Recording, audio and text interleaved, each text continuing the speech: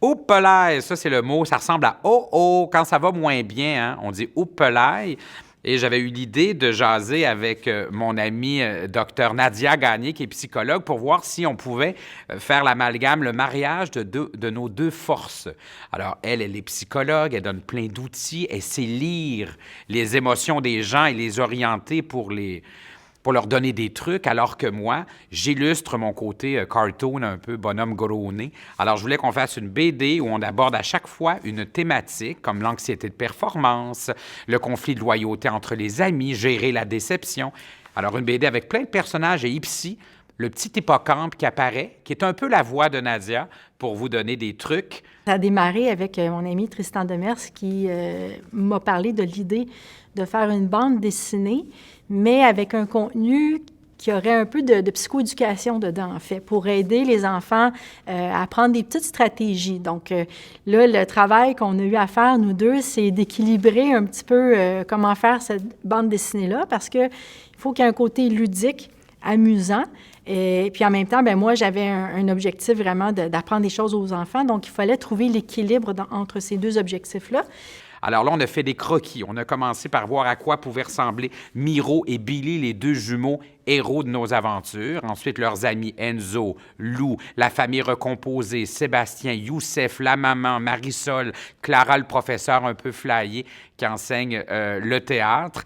Et puis d'autres amis qui s'ajoutent aussi. Emma, qui est un peu tomboy, qui joue aux jeux vidéo. Et puis à partir de là, je laisse Nadia s'amuser avec ça. Puis moi, ben voilà, j'illustre le tout. Souvent, les enfants, ils ont de la difficulté à nommer leurs émotions.